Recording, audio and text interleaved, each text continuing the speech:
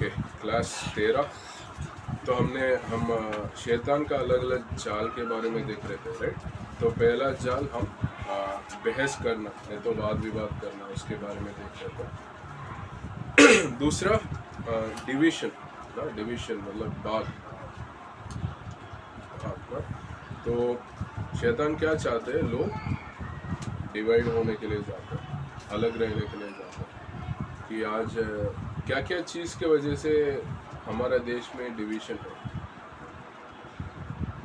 आप सोच सकते हैं कि क्या क्या डिवीजन है, क्या क्या लोग बोल सकते हैं आप अलग है हम अलग है करके।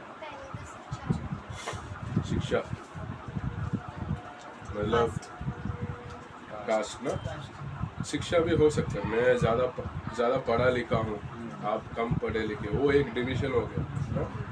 वैसे डिवाइड हो सकता है। और कास्ट, मैं ऊपर क्या ऊंचा जाति का हूँ, आप नीचे जाति का हो। और क्या क्या हो सकता है, हाँ, अमीर गरीब, और पद का भी है, मैं बड़ा पद में है आप नीचे पद में है, मैं गोरा हूँ आप काले हैं। बट ये इस वजह से काफ़ी होता है ना कि यूएस में इसके वजह से ज़्यादा हुआ, गोरा काला के वजह से कलर के ऊपर ज़्यादा फर्क पड़ता है। और मैं शहर वाला हूँ आप गांव वाले हो, ये सब चीज़। मैं ये देश का हूँ आप ये देश के हैं, ये भी है। मैं दक्षिण भारत का हूँ आप उत्तर भारत का है ना। ये मतलब शैतान ये छोटी छोटी डिफरेंसेस को इस्तेमाल करता है अलग करने के लिए ना। हम किसी को ऐसा देख सकते हैं, ये बंदा इस जगह का है, ये भाषा बोलता है, ये ऐसा कार्य किया है, ऐसा ड्रेस पहन के है, वो सब देख के हम हमारा मन में अलग सोच रख सकते हैं ना? जो हम बात भी नहीं किए होंगे उससे पहले कुछ सोच रख सकते हैं ना। और उसके ऊपर डिपेंड करता है मैं बात करूँगा नहीं करूँगा ना, मैं रिलेट करूँगा नहीं करूँगा। तो और परिवार के अंदर भी ना, ऐसा भी परिवार होगा जो 4-5 लोग हैं मगर 2 लोग एक दूसरे से बात नहीं कर रहे, तो कुछ झगड़ा है, कुछ एनिमिटी है। और 2 परिवार के बीच में कुछ सालों साल से विरोध है। और ये ट्राइबल ग्रुप्स, ये आदिवासी लोग हैं जो एक ग्रुप दूसरा ग्रुप को नफरत करते हैं, उनको मारते हैं। अफ्रीका में ऐसा बोलते हैं, हमारा इधर नॉर्थ ईस्ट में भी काफ़ी ट्राइबल ग्रुप्स हैं ना, कि जो एक ग्रुप होगा, जैसे कुकी है, अभी रिसेंटली ये हुआ ना, मेइटेई एक ट्राइबल ग्रुप था, कुकी एक ट्राइबल ग्रुप था। तो मेइटेई ग्रुप क्या किया, काफ़ी लोग का कुकी लोग का मारा है। अफ्रीका में भी ऐसा होता है एक, और उनका ट्राइबल ग्रुप्स बड़ा, आदिवासी लोग बड़ा संख्या में होता है। तो उन्होंने शायद एक बार एक ट्राइब दूसरा ट्राइब को पूरा नाश किया, कि लगभग 2 मिलियन 1 मिलियन ऐसा लोग का मार दिया, क्योंकि शैतान डिवाइड कर रहा है ना। और ऐसा एक राज्य दूसरा राज्य के विरुद्ध डिवाइड होना। तो इसराइल पैलेस्टीन एक एग्जाम्पल है। और ये भी मतलब पति पत्नी के बीच में, अच्छा दोस्त लोग के बीच में, वो क्या लेके आएगा, डिवीजन लेके आएगा। और चर्च में यूनिटी, एकतापन ना रहने के लिए क्या डिवीजन लेके आएगा। नहीं, 1 कुरिन्थियों में हम पढ़ सकते हैं, पौलुस बोलते हैं आपके बीच में अलग अलग बाग है। अब सोचिए, अगर एक टीम है, चर्च का टीम हो, नहीं तो मिशन का टीम हो, और उनके बीच में कुछ लड़ाई झगड़ा हो रहा है, तो एक साथ नहीं है, डिवीजन है, तो क्या होगा, प्रभु का कार्य नहीं होगा, नहीं प्रॉपर नहीं होगा ना? अच्छे तरीके से नहीं हो सकता, इफेक्टिव नहीं हो सकता। वही चाहता है कि वही शैतान चाहता है, इसलिए वो ये डिविजन्स लेके आता है। तो मिशंस के लिए जा रहे हैं, 4-5 लोग जा रहे हैं, मगर कुछ लोग के बीच में कुछ झगड़ा हो गया, क्या होगा वो मिशन फील्ड में, तो प्रभु का कार्य इफेक्टिवली वो कर नहीं पाए। और लोग देखेंगे, तो आप गांव पे जाके सुसमाचार प्रचार करें, वो भी देखेंगे आपके बीच में रिश्ता ठीक है क्या, वो शायद पूछेंगे नहीं मगर देखेंगे ये लोग आके सत्य बता रहे हैं, मगर इन लोग के बीच में भी कुछ झगड़ा है। तो आप लोग झगड़ा कर रहे हो तो मैं आप कैसे हमें आके कुछ बोल सकते हैं। तो ये 1 कुरिन्थियों में भी पौलुस बोल रहे हैं कि आई थिंक एक अधिकार में ऐसा बोल रहे हैं, आप क्या हो रहा है, एक मसीह दूसरा मसीह के खिलाफ कोर्ट में केस डालता है। तो अगर आप कोर्ट में है मसीह होने के नाते आप दूसरा मसीह भाई को बहन को आप कोर्ट में केस डालोगे, तो आप संसार क्या बोलेगा, आपके बीच में इतना झगड़ा है, तो फिर संसार को आप कैसे जाके सुसमाचार बता सकते हो, मसीह के बारे में बता सकते हो ना। तो वो क्या बोल रहा है, कोई इशू है और चर्च में मसीह इतना बुद्धि दिया है, मसीह का वचन में इतना बुद्धि है, मसीह का वचन को इस्तेमाल करके जो चर्च में अगुवाई कर रहे हैं उनके पास जाके उसको सॉल्व करो ना, वो बोल। और ये भी हो सकता है कि हम ऐसे भी देख सकते हैं मसीह का जीवन है कि आप पेंटाकोस्टल है, आप कैथोलिक है, आप मेथोडिस्ट है, मैं बिलीवर हूँ, ऐसा अलग अलग से भी देख सकते हैं। उस वजह से मैं वो मसीह भाई को मैं प्रेम नहीं कर पाया। हो सकता है उनका समझ जो परमेश्वर का वचन का समझ थोड़ा अलग होगा, मगर वो मसीह को मान रहा है, वो बाइबल को मान रहा है, बट उनका कुछ जगह पे समझ अलग हो सकता है हमसे। बट क्योंकि वो मसीह को मान रहे हैं, हम उनको मतलब वो हम सब एक साथ हैं ना, कि उनको अलग देखने का ज़रूरत नहीं।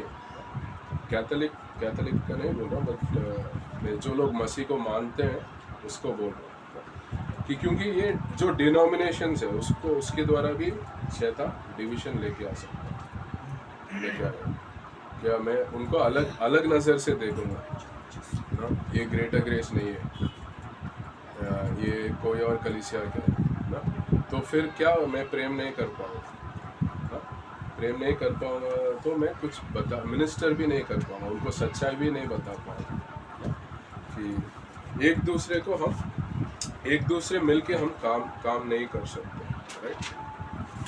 तो डिवीजन एक जाल है कि जो शैतान इस्तेमाल करता है। पहले क्या देखे थे, बहस के बारे में देखे, अभी डिवीजन, लोग के बीच में डिवीजन लेके आ रहा, और शैतान बहुत सारी चीज़ इस्तेमाल करता है डिवीजन के, छोटे चीज़ से बड़े चीज़ सब चीज़ इस्तेमाल करता है। कैसे लोगों को अलग रखना, कैसे लोग के बीच में झगड़ा लेके आना।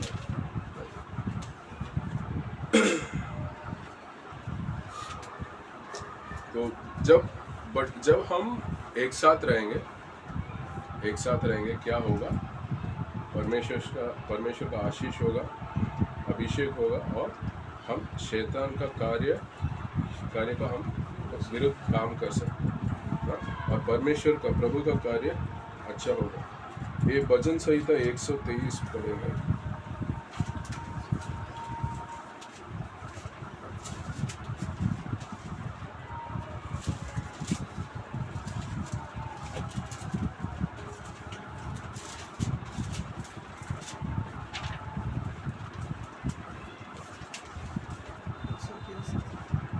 पूरा पढ़ लो, 3 ही वचन है उसमें।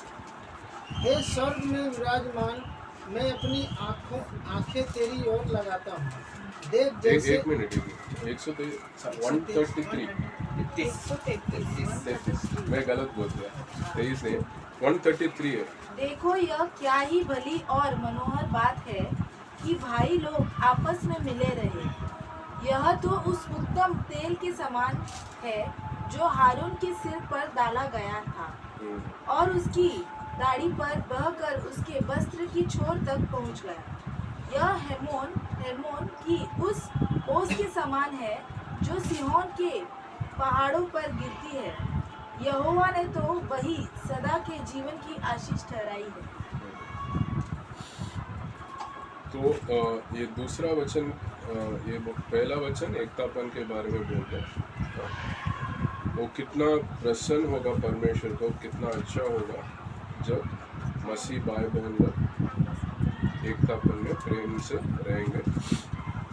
और दूसरा वचन में और तीसरा वचन में एक वर्णन है ना। दूसरा वचन में वो जो अभिषेक करते हैं, जब कोई राजा को नहीं तो भविष्य व्यक्ता को और याजक, उन लोग का वो काम चालू करने से पहले अभिषेक, परमेश्वर का अभिषेक होना है। तो क्या करते हैं, एक पूरा ऑयल, तेल को ऊपर से डालते हैं, पूरा तेल अभिषेक करते हैं। तो अभिषेकित होगा जब हम एकतापन में रहेंगे। अभिषेकित परमेश्वर हमें अभिषेक करेगा। और ड्यू क्या करता है कि जैसे तीसरा वचन में जो ड्यू है, वो जो मॉर्निंग ड्यू बोलते हैं ना, मॉर्निंग ओस, ओके। सो ओस क्या कहता है, वो सब छोटा छोटा प्लांट्स को भी वो पहला वो मॉइस्चर होगा, पहला पानी होगा जो उसको ज़रूरी है। तो हम ये भी बोल सकते हैं, हम जब डिवोशनल टाइम करते हैं सुबह, कि ऐसा है कि परमेश्वर का ये ड्यू हम ले रहे हैं कि हमारा आत्मा के लिए वो पहला भोजन है, वो हमें बल देगा। तो एकतापन में अभिषेक है, आशीर्वाद है और बल है, और वो परमेश्वर को प्रसन्न रखेगा। पर ये होता है कि कोई भी जगह पे एकतापन में रहना मुश्किल काम, आसान काम नहीं है, क्योंकि कुछ दुश्मन है जो एकतापन को तोड़ने के लिए है, कार्य करते हैं ना। तो एक दूसरे के ऊपर कुछ गलत चीज़ बता सकते हैं, मन में डाल सकते हैं ना। वो सबको मैं अलग कर रहा हूँ, और मैं सोच रहा हूँ मैं ये सब चीज़ मैं सुनने का, सोचने का ज़रूरत नहीं। मैं एकतापन मुझे मुख्य है, मेरा चर्च में, मेरा टीम में, मेरा प्रभु का देह के साथ मेरा एकतापन मुख्य है करके जो उसको मुख्य करके करेंगे, वही लोग एकतापन में रह सकते हैं। तो बहुत आसान से मैं गिर सकता हूँ। कल कोई आके बोलेगा, देखो अजय भाई आपके बारे में कुछ गलत बोला, आप अच्छा से सिखा नहीं रहे हो क्लास, ऐसे आके कुछ बात बता के जा रहे हो। कोई अगर मुझे ऐसा बोलेगा, अगर मैं उसको मान लूँगा, अजय भाई मेरे बारे में ऐसा सोच रहे, तो अगले बार मैं अजय भाई को देखूंगा कि मैं क्या सोचूंगा, वो जो बात वही आएगा ना। तो मैं क्या करूँगा मसीह में होने की वजह से, मैं अजय भाई से बात कर सकता, अजय भाई आपने ऐसा सच में बोले है क्या ना। तो ऐसा हो सकता है वो बोले नहीं, किसी ने गलत बोला हाँ, तो क्या कर लिया, मैं उसको क्लैरिफाई कर लिया, हटा दिया, ताकि हमारा बीच में कोई इशू नहीं हुआ ना। तो अगर ऐसा वो बोले भी है, मेरा मन में बोल दिया, अजय भाई ऐसा बोल दिया, मैं माफ़ी कर दूँगा, कोई बात नहीं, चलेगा। वो मसीह में है, हमारा संगति में है, वो ऐसा उनको ऐसा लग रहा है, चलेगा, कोई इशू नहीं, इसको मैं इशू नहीं करना है। उनको माफ़ी कर दिया और पहले जैसे मैं बात करूँ। तो ये क्या कर रहा हूँ मैं एकतापन रखने के लिए मैं उसके एकतापन को मैं ऊंचा रखता हूँ, क्योंकि ये छोटा छोटा चीज़ हमारा बीच में आ सकता है, क्योंकि वो शैतान कोशिश करता है। ये जो आरोप लगाना, एक्यूजेशन बोलते हैं, शैतान क्या करता है, आरोप लेके आता है मेरे बारे में किसी और के पास, किसी और के बारे में मेरे पास। तो शैतान हमेशा हमारा बारे में आरोप लगाता है मसीह के पास ना। ये प्रकाश वाक्य 12:10 पढ़ेंगे।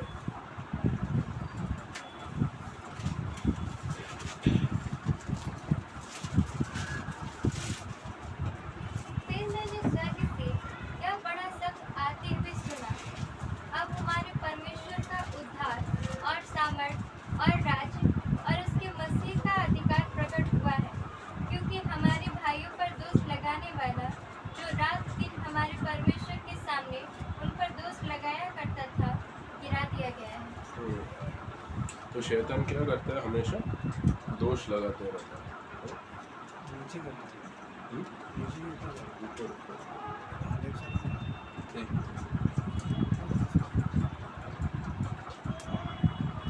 थोड़ा सा नीचे चलता है, ओके। और शैतान हमेशा दोष लगाता है और हमें भी इस्तेमाल कर सकता है दोष लगाने के लिए। मैं किसी का विरुद्ध नेगेटिव बात करने का ज़रूरत नहीं है।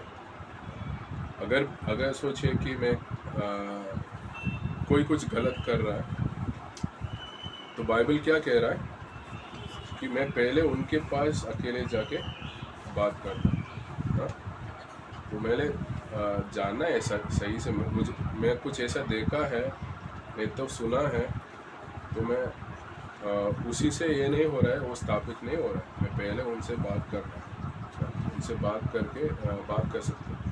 अगर वो कुछ गलत है और वो मान रहे हैं हाँ मैं गलत किया हूँ और ऐसा नहीं करना चाहता हूँ, तो ठीक है, हो गया उसको। अगर वो मान नहीं रहा है और वापस गलती कर रहा है, फिर आपको आपका अगुआ के पास जाके बोल सकते हैं। वो भी क्या है, 1-to-1 होता है।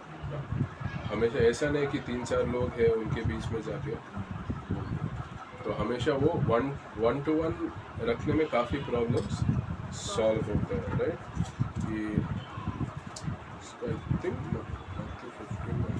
1 मिनट देखता हूँ। अच्छा,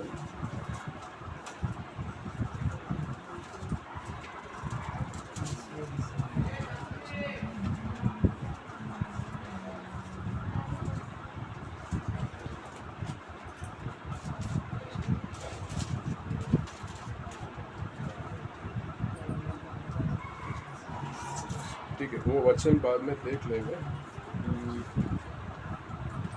तो ये जनरल प्रिंसिपल कि काफ़ी प्रॉब्लम क्या होता है, ये आरोप लगाना हमारा काम नहीं है, राइट। ये शैतान करता है। और अगर हम आत्मिक नहीं है कुछ समय, वो हमें भी इस्तेमाल कर सकता है आरोप लगाने का। मगर कुछ हम हमें गलती देखे हैं, कुछ गलत देखे हैं, तो वो सामना करना है, मगर सबके सामने नहीं। जो गलती किया उसके पास हम 1-to-1 जा सकते हैं, और वो अगर वापस वो कर रहे हैं, फिर हम ऊपर जा सकते हैं। उनके ऊपर कौन है, जनरली पासवान होते हैं, राइट। पासवान नहीं तो कोई एल्डर हो सकते हैं, उनके पास जाके बोल सकते हैं ऐसा गलती हुआ ना, और ऐसा गलती देखा, उनसे बात किया, फिर भी वो चालू है कि आप ये क्यों कर रहे हैं, आरोप लगाने के लिए नहीं, जो गलत हो रहा है उसको सही करने के लिए। तो रेस्टोरेशन बोलते हैं, जो कुछ गलत हो रहा है वो उनके लिए भी तकलीफ देगा और देह के लिए भी तकलीफ देगा, उसको रुकाने के लिए, उसको करेक्ट करने के लिए। और वो जो भी भाई बहन है वो करेक्ट होंगे, उनके लिए भी अच्छा है, उनका जीवन के लिए भी अच्छा है और देह के लिए भी अच्छा है, उसके लिए क्या है। तो अक्यूजेशन, शैतान आरोप लगाने का इस्तेमाल करता है, किसके लिए, डिवीजन लेके आने के लिए।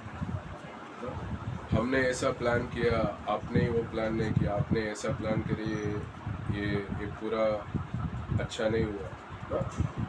तो अगर 2 ग्रुप 3 ग्रुप है, एक दूसरे के ऊपर वो आरोप लगा सकते हैं, तो क्या होगा, एकतापन नहीं होगा।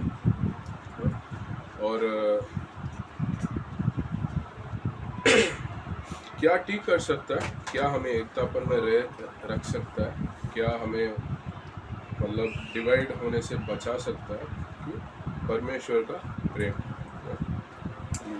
काफ़ी बार हम ऐसा सोचते हैं, ये भाई नहीं तो बहन मेरे से ऐसा गलत किया और मुझे हर्ट हो गया, चोट हो गया, बट हम भी परमेश्वर के विरुद्ध गलत किया। अगर परमेश्वर क्या किया, माफ़ किया, तो हम भी माफ़ कर सकते हैं, राइट। तो रोमियो का 8 में 35-39 ये पढ़ेंगे नहीं, बट ये काफ़ी लोग जानते हैं ना। इसमें ये लिखा है कि कौन हमें परमेश्वर का प्रेम से अलग कर सकता है, और फिर अलग अलग एग्जाम्पल्स दिया है, ना स्वर्गदूत, ना ऊंचाई, ना गहराई, तो कोई भी परमेश्वर का प्रेम से हमें अलग नहीं कर सकता। और हम रोमियो 5:5 भी पहले देखे, परमेश्वर अपना प्रेम को हमारा मन में देता है, बढ़ता है।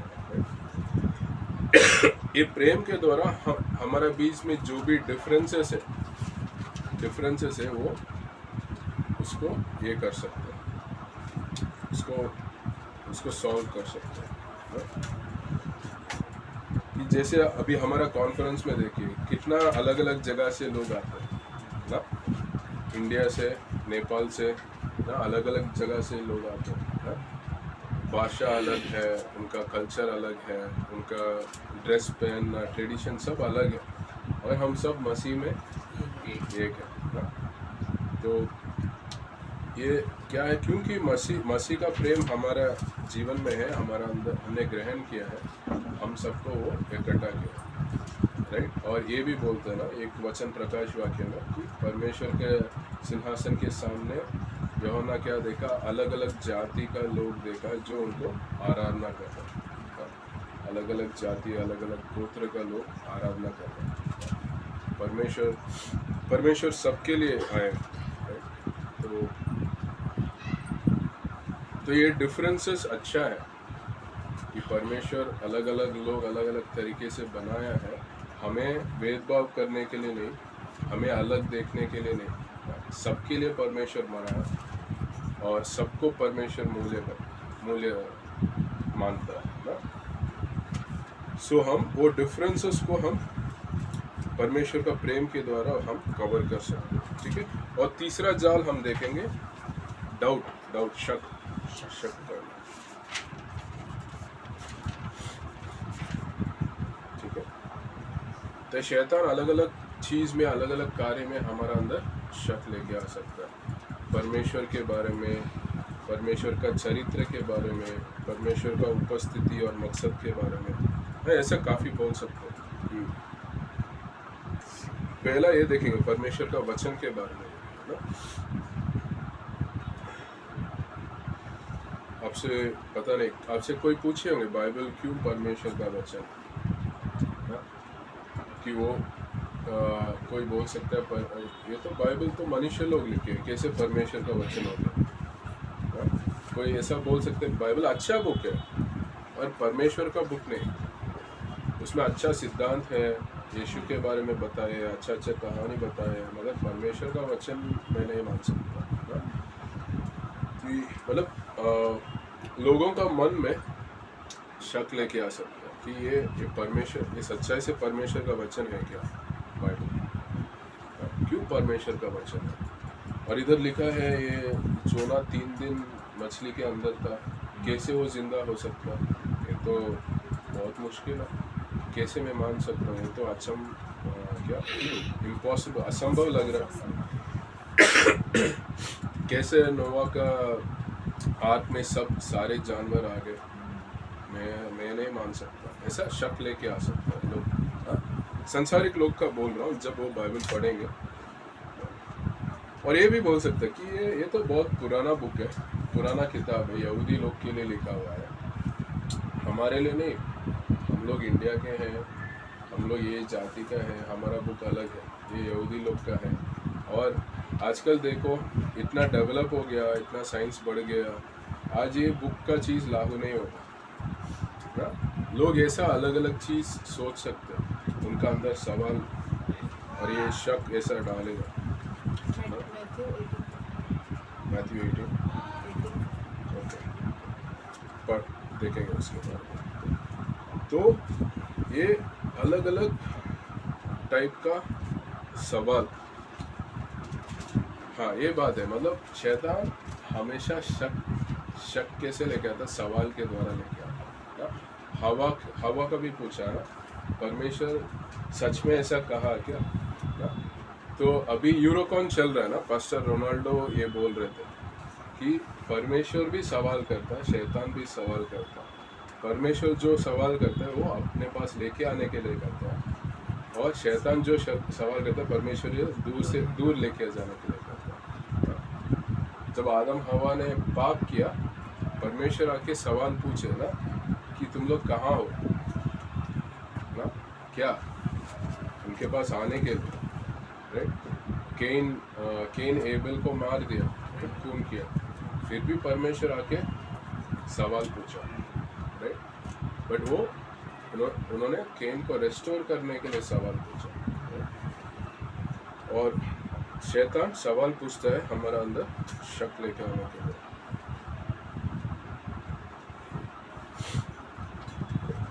तो हमें मालूम है परमेश्वर का वचन है ये ना, ये सच में परमेश्वर का वचन है, और ये हर समय पे हर सब लोग का लागू होता है ना, और ये कोई डेवलपमेंट के ऊपर कोई निर्भर नहीं है ना, कि it is a book for all times. तो मतलब अलग अलग जगह पे शक लेके आ सकता है शैतान। पहला हमने परमेश्वर के वचन के बारे में देखे, दूसरा मैं परमेश्वर के साथ रिश्ता, उसके ऊपर कैसे शक लेके आए। तो शैतान ऐसा बोल सकते हैं, आप तुम सच्चाई में मतलब बचे हुए क्या, कि हम बोलते हैं ना सेव्ड, आई एम सेव्ड, बच गए, पाप नरक से बच गए, पाप का दंडन और नरक से मैं बच गया, क्योंकि यीशु मसीह ले लिया मेरा दंडन। तो मैं, और ये कैसे लेके आ सकता है सवाल, मैं चर्च में हूँ, मैं सुन रहा हूँ परमेश्वर का वचन, मगर ऐसा सवाल लेके आएगा कि सच में मैं बच गया क्या पाप से, नरक से, दंडन से, और जब मैं मरूंगा मैं सच में मैं स्वर्ग में जाऊंगा, शक ले गया। और परमेश्वर सच में मुझसे प्रेम करता है क्या, कि आज भी मुझे ये कष्ट हुआ, ये तकलीफ हुआ, तो सच में परमेश्वर मुझे प्रेम कर रहा है क्या? ये सवाल लेके आता है, और जो उसके बारे में ज़्यादा सोचेगा और परमेश्वर का वचन के हिसाब से नहीं सोचेगा, वो उसमें गिर सकता है। क्या होता है, वो शक का ताकत बढ़ जाएगा।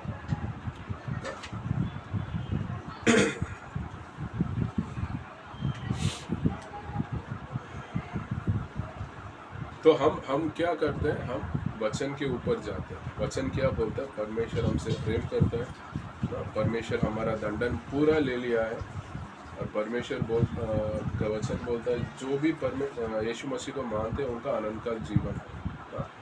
तो क्योंकि परमेश्वर झूठ नहीं बोलेंगे और उनका सारे वचन सच है, और मैं उसको मान रहा हूँ, तो ये जो सवाल आएगा उसको वो मुझे अफेक्ट नहीं करेगा। तो मैं जब ये सवाल आएगा, मैं परमेश्वर का वचन जो बोल रहा है उसको मैं सोच सकता हूँ, सवाल चले जाएगा, राइट। इसीलिए ये परमेश्वर का वचन में स्ट्रांग होना, मजबूत होना इम्पोर्टेंट है।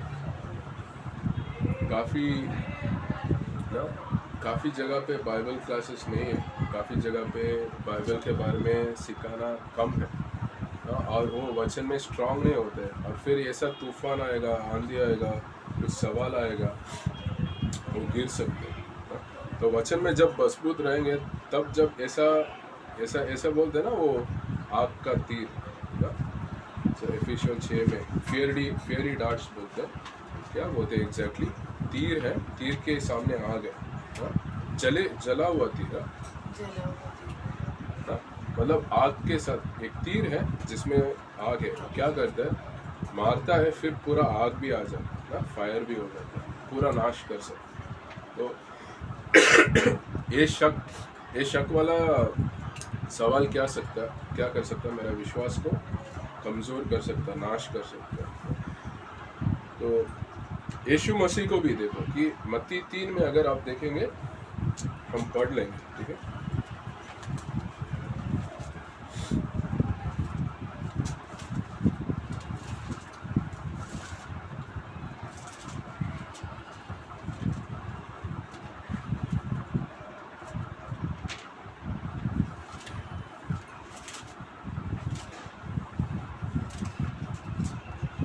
तो मत्ती 3:17 में तो ये यीशु मसीह का बपतिस्मा हो रहा है, कि वो बपतिस्मा ले रहे हैं यूहन्ना बपतिस्मा से, और जो आसमान से आवाज़ आ रही, राइट, वो पढ़ लो वो 17। और देखो यह आकाशवाणी हुई, यह मेरा प्रिय पुत्र है जिससे मैं अत्यंत प्रसन्न हूँ। राइट। और मत्ती 4:3 पढ़िए। तब ये परखने वाले ने पास आकर उससे कहा, यदि तू परमेश्वर का पुत्र है तो कह दे ये पत्थर रोटियां बन जाए। तो पिता परमेश्वर बोल रहा है मत्ती 3:17 में, ये मेरा प्रिय पुत्र है जिसमें मैं प्रसन्न हूँ। और शैतान उसी के ऊपर सवाल उठा रहा है, क्या अगर तुम परमेश्वर का पुत्र होगा तो ना, तो क्या है, परमेश्वर जो हमें बोला है, हमें वादा दिया है, उसके ऊपर सवाल जरूर उठाएगा ना? और ये भी होगा कि ये सेम चीज़ चर्च में भी होगा कि मेरा पास्टर मेरे से प्रेम करता है क्या, मेरा पास्टर मेरे लिए अच्छा चीज़ करता है क्या। उसके बीच में भी शैतान सवाल लेके आएगा, क्योंकि वो नहीं चाहता कि पासवान और उनकी टीम के बीच में अच्छा रिलेशन रहे। अगर उसके बीच में प्रॉब्लम लेके आया, क्या होगा, चर्च में प्रभु का कार्य को कमज़ोर कर सकता है। वो भी कोशिश करेगा शैतान। तो और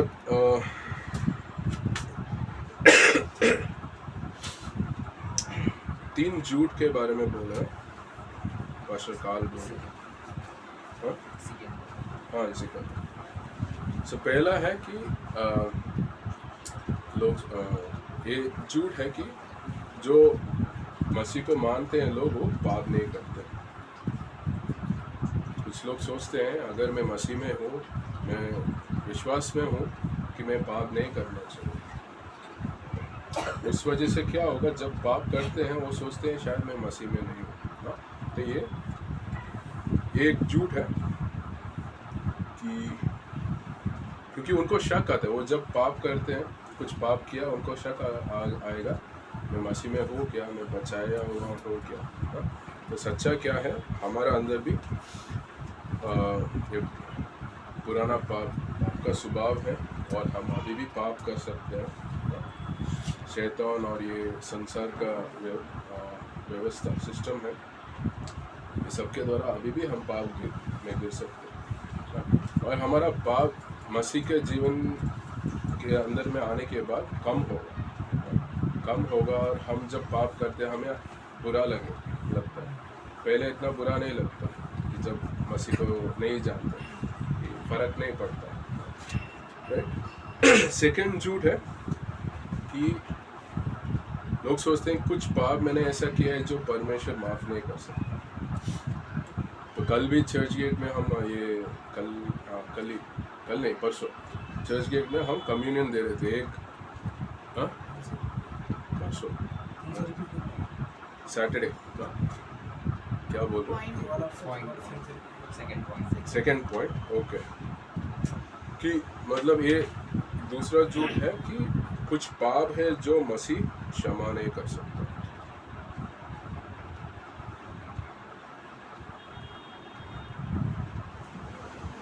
तो हम कम्युनियन दे रहे थे, तो एक बंदा बोला मैं लायक नहीं हूँ उसका। मैं उनको पूछा, आप मसीह को विश्वास करते हो? हाँ मगर ये लेने का मैं लायक नहीं हूँ, मैं बहुत पाप किया। और मसीह क्या बोला, मैं आपका पाप कोई भी हो मैं क्षमा कर सकता हूँ ना, कोई भी ऐसा पाप नहीं है वो क्षमा नहीं कर सकता बस। बट हम गलत इस्तेमाल नहीं कर रहे। ऐसा नहीं कि मैं कुछ भी पाप करके मसीह में मुझे पाप क्षमा करो, ऐसा नहीं। सिंसियर रिपेंटेंस ना, मैं सच में दिल से मैं माफ़ी पूछ रहा हूँ ना, और मसीह माफ़ करेंगे। कोई भी ऐसा पाप नहीं है जो मसीह का माफ़ी का बहार है ना। और तीसरा झूठ ये है कि मैं बार बार पाप कर रहा हूँ, उस वजह से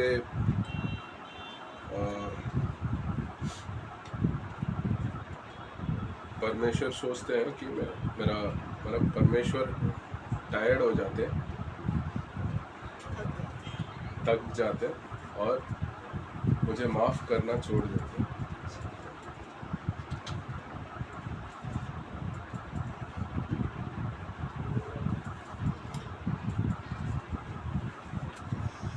तो ये सब पॉइंट क्यों हम देख रहे हैं, क्योंकि कुछ लोग सोचते हैं कि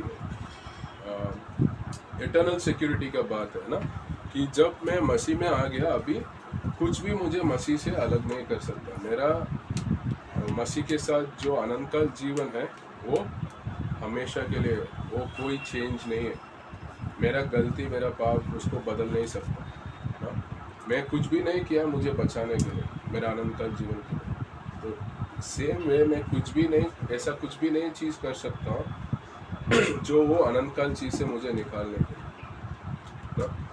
तो जो लोग इसको नहीं जानते तो वो जब पाप करते हैं उनको ऐसा शक आता है कि मैं पाप किया है, मैं मसीह, अभी भी मैं मसीह हूँ क्या, नहीं तो मैं मसीह मुझे छोड़ के चला गया, अभी मैं ऐसा पाप किया है शायद मसीह मुझे माफ़ नहीं करेंगे, मुझे स्वर्ग में नहीं लेंगे, नहीं तो मैं ये पाप बार बार कर रहा हूँ, मैं माफ़ी पूछ रहा हूँ फिर भी बार बार कर रहा हूँ।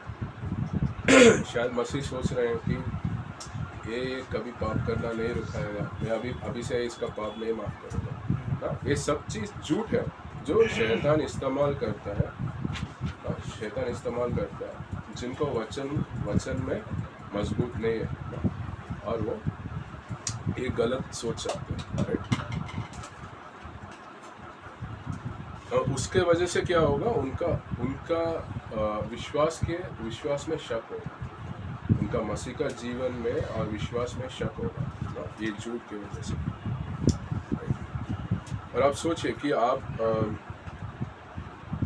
एक व्यक्ति है जो बचाया हुआ है, उसका अनंतकाल जीवन है, मगर उसका हर बार शक हो रहा है, उसको पता नहीं है मैं स्वर्ग जाऊंगा नहीं जाऊंगा। वो यीशु मसीह में विश्वास कर रहे हैं, वचन बोल रहे आप स्वर्ग निश्चय जाओगे, आपका अनंतकाल जीवन निश्चय है, मगर उसका शक आ रहा है क्योंकि ये शैतान शक डाल रहे हैं और ये वचन में मजबूत नहीं है और वो शक के बारे में सोच रहे हैं, सवाल के बारे में सोच रहे हैं। वो जाने वाले है, उसका अनंतकाल जीवन है, मगर रोज वो शक कर रहा है, तो उसका जीवन कैसे होगा ना? वो तकलीफ का जीवन होगा, परेशानी का जीवन होगा। और वो क्या करेगा, वो कैसे सोल विनिंग कर सकता है, कैसे किसी और जन को जाके मसीह मुझे बचाया करके बोल सकता है ना? और कुछ तकलीफ होगा उसका जीवन में, वो मसीह के ऊपर विश्वास नहीं कर पाएगा, मसीह मुझे मदद कर सकता है ये तकलीफ को मैं पार करने के लिए, झेलने के लिए ना, ये प्रॉब्लम होगा उसको, राइट?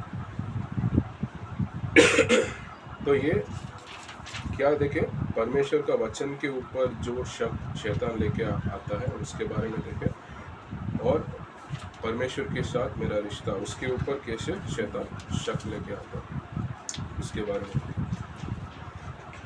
और तीसरा देखेंगे मेरा मसीह का जीवन के बारे में शैतान शक लेके आता है।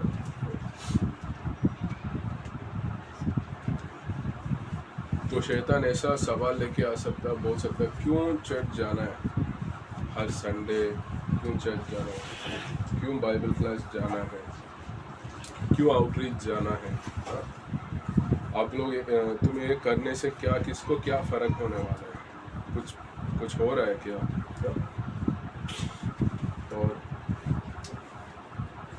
और परमेश्वर तुम्हें सच्चाई में, सेवकाई में बुलाया है क्या?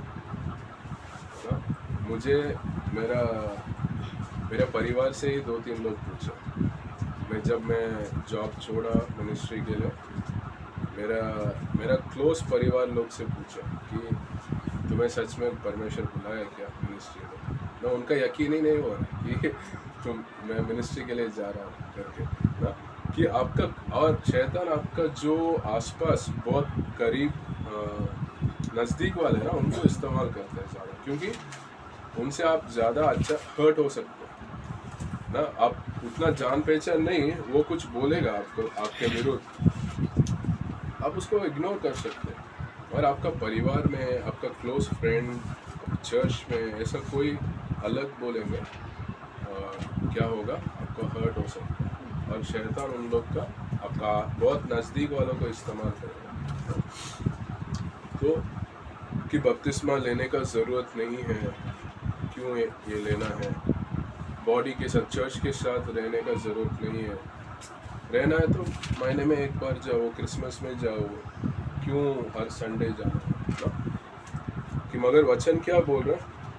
जैसे मत्ती 28 में जब यीशु मसीह ग्रेट कमीशन बोलता है ना, कि अलग अलग देश जाओ, चेले बनाओ, और उस समय क्या बोला? बपतिस्मा दे दो ना, बपतिस्मा मुख्य है करके उन्होंने बताया है।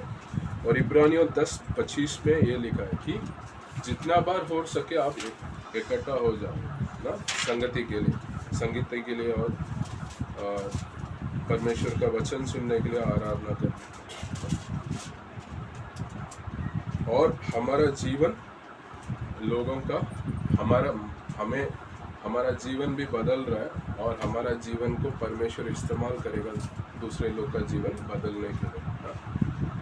ऐसा कभी हम सोच सकते हैं मेरा मसीह जीवन की वजह से कितने लोग का जीवन में परमेश्वर काम कर सकते हैं?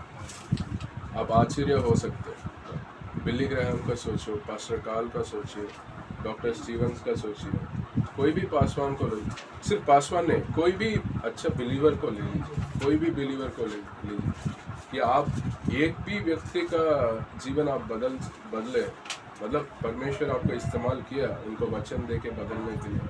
परमेश्वर का वचन क्या बोला है? एक आत्मा भी पूरा दुनिया से बड़ा है, मूल्य है। तो और परमेश्वर अनेक आत्मा को वो बदल सकता है। कि हम जब स्वर्ग में जाएंगे, हम मसीह में रहेंगे, उनका सेवा करते रहेंगे विश्वास योग्य से, कि स्वर्ग में हम आश्चर्य रहेंगे कि कितना लोग परमेश्वर मुझे कितना लोग का जीवन बदलने के लिए इस्तेमाल किया है। डिफरेंस हो रहा है। कभी कभी काफ़ी बार नहीं दिखता। ऐसा नहीं आप 2 लोग का शेयर किया, दोनों लोग चर्च में आए अगले हफ्ते, ऐसा नहीं, काफ़ी बार शायद नहीं आएंगे, बट परमेश्वर कुछ कार्य कर रहा है। हमें अभी नहीं दिखेगा, बट बाद में दिखेगा, स्वर्ग में देखेंगे। ओके, जय मसीह की।